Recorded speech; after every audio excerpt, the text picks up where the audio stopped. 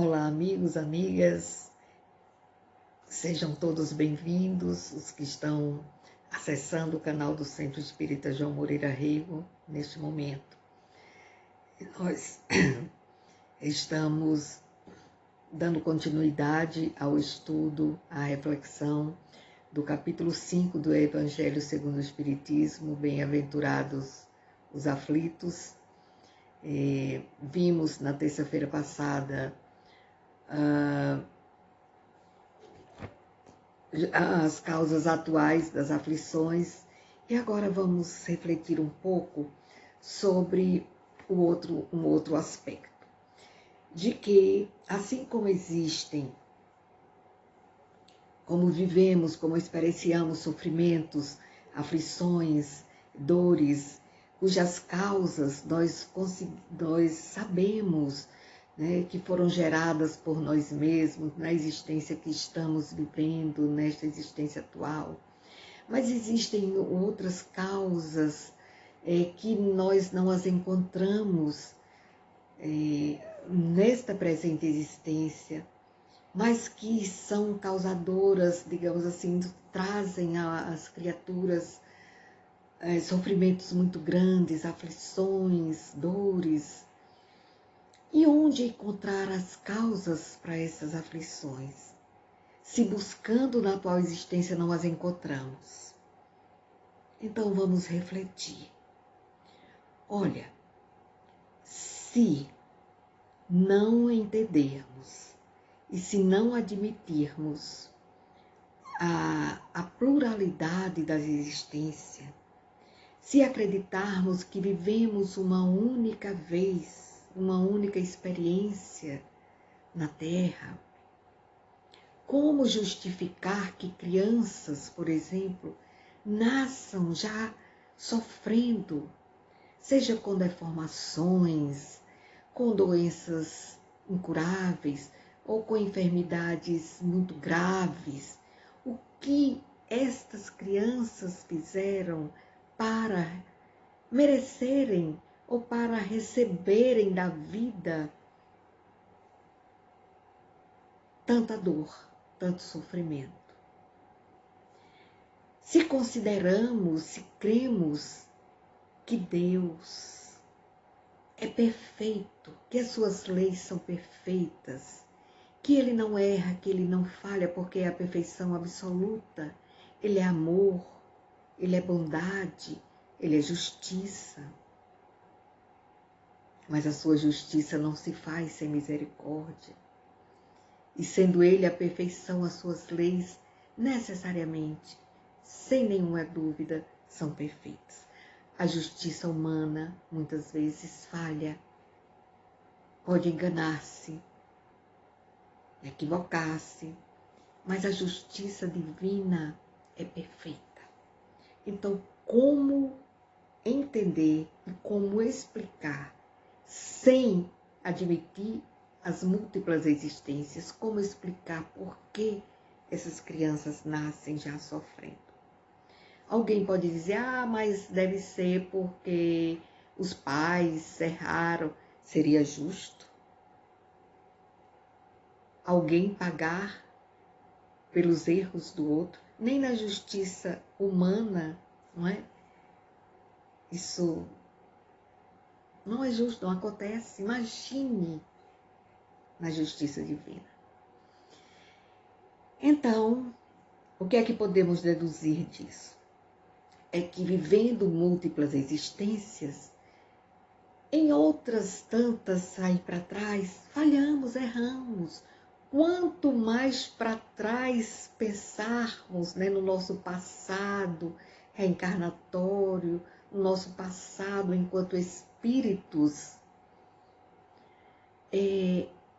nós vamos encontrar, nós vamos descobrir, se nos fosse dado acessar aqui enquanto estamos na Terra, esse passado nosso de tantas existências, idas e vindas ao planeta Terra e retornos ao plano espiritual, se pudéssemos acessar, veríamos que indo cada vez mais lá para trás, para o nosso pretérito, nós éramos mais imperfeitos, nós errávamos mais, nós éramos mais ignorantes.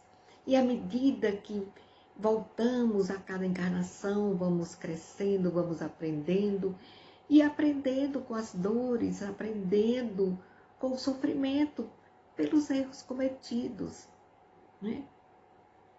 E, vejam bem, crianças que já nascem como um amiguinho que eu tive na minha infância, até hoje tenho, ele continua sendo meu amigo, mas desde a minha infância eu já me preocupava, me inquietava com isso. Nós brincávamos, eu e todas as outras crianças ali da redondeza da rua, enfim. Corríamos, jogávamos bola, brincávamos de roda, de muitas coisas, mas ele era presinho numa cadeira de roda. E já nasceu assim. Os ossinhos dele eram muito frágeis, então se quebravam facilmente. Ele não podia, muitas vezes, sem nenhum esforço, sem um movimento, nenhum brusco, até porque ele vivia sentado ou deitado. Os ossinhos quebravam, ele sofria muito. E eu me perguntava, por que nós podemos correr, brincar, nos divertir e ele não? E ele já nasceu assim.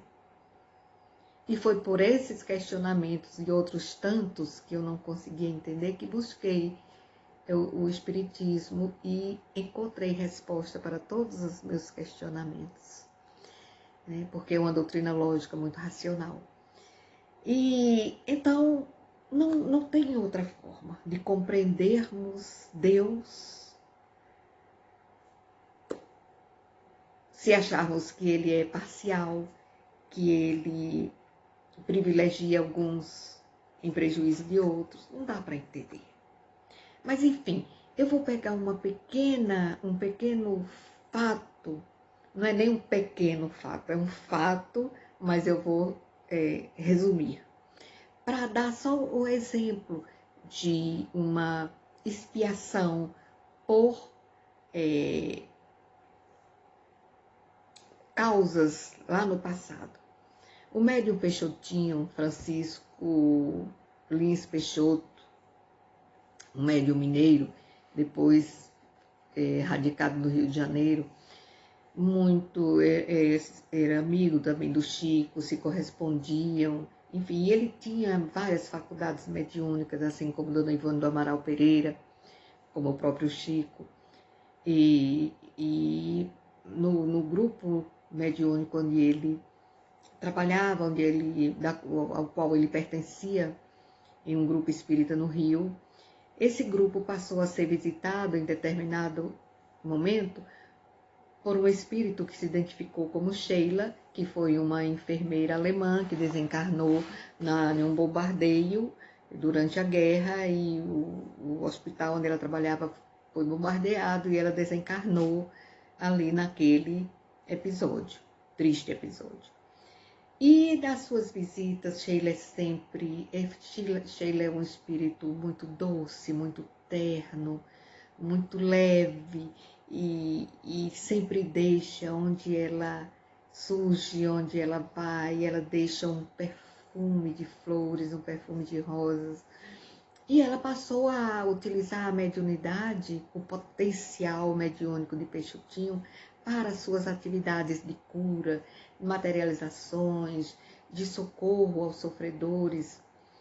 E Peixotinho, desde muito cedo, de tenra idade, ele sofria de crises de asma muito sérias que o levavam quase sempre à emergência, né, dos pronto-socorro e hospitais, enfim.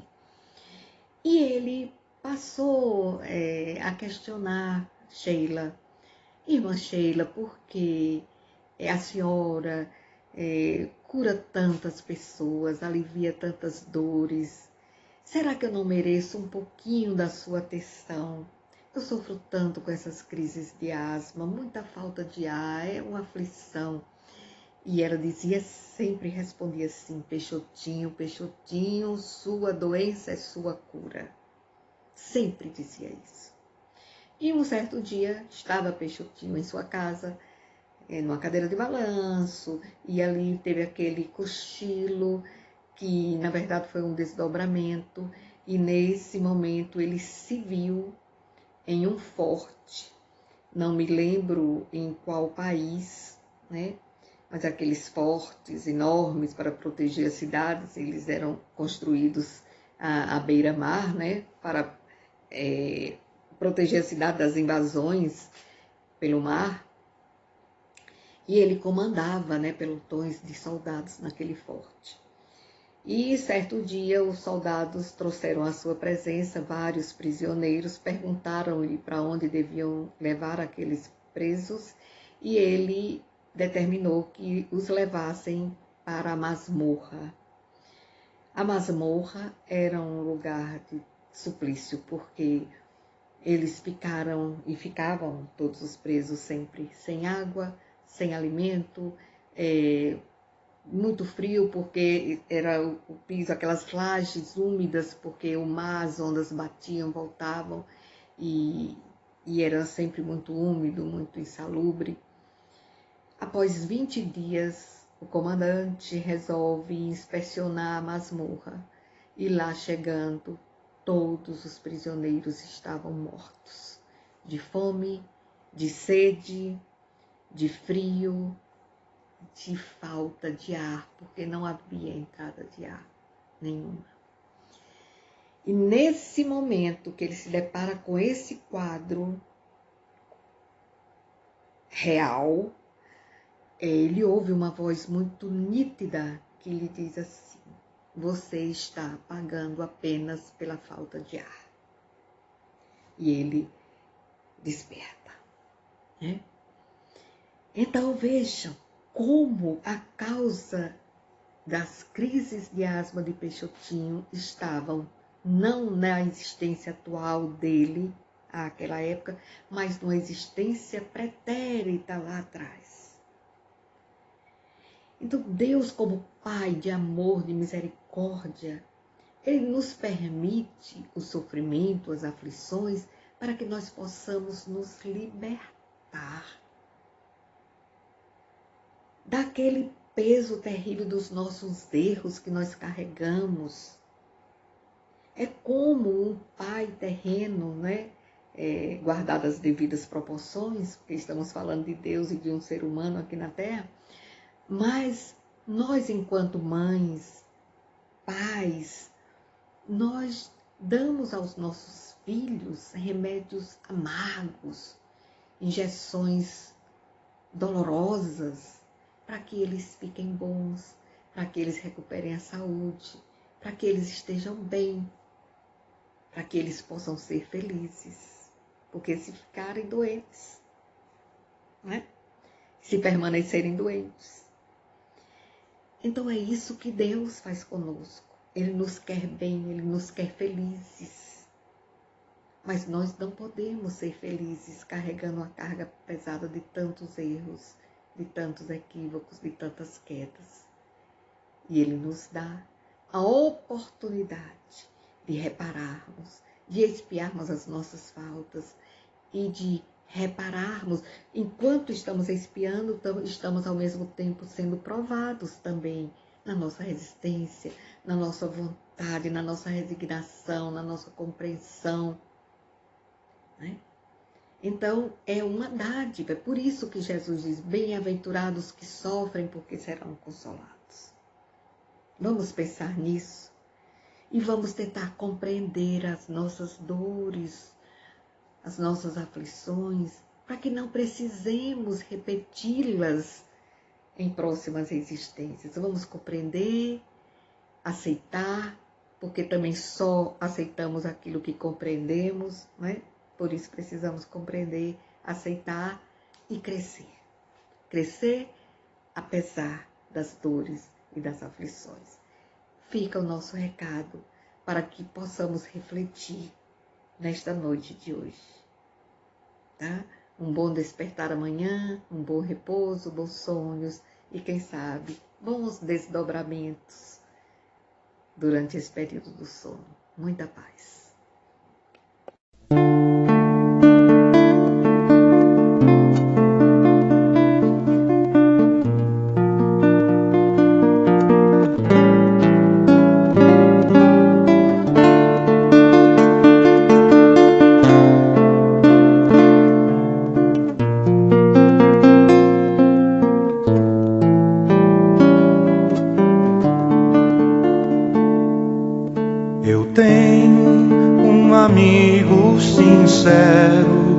que eu tanto venero, com quem tanto me dou. É meu professor, meu parceiro, meu bom companheiro, e muito me ajudou. Me ensina a ser caridoso, a não ser orgulhoso e a orar sempre a Deus. E quando eu tenho um dilema, resolvo o problema com os conselhos seus. E quando eu tenho um dilema, resolvo o problema com os conselhos seus. Evangelho de luz, Evangelho de luz, Evangelho perdão, Evangelho Jesus, Evangelho, és a minha salvação. Evangelho de luz, Evangelho perdão, Evangelho Jesus, Evangelho, és a minha salvação. E quando a angústia revolta e não acho a porta, não vejo a solução, é Ele, amigo adorado, que está sempre a meu lado, me traz a consolação. Se choro ou preciso socorro, a Ele recorro e por feliz me dou. Ele é o Evangelho novo, é a mensagem que ao povo o Cristo deixou. Ele é o Evangelho novo, é a mensagem que ao povo o Cristo deixou. Evangelho de luz,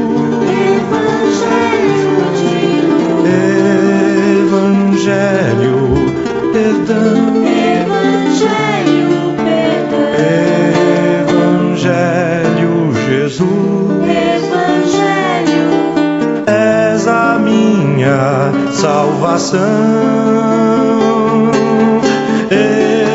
Evangelho de luz, Evangelho perdão, Evangelho Jesus, és a minha salvação. Eu tenho um amigo sincero,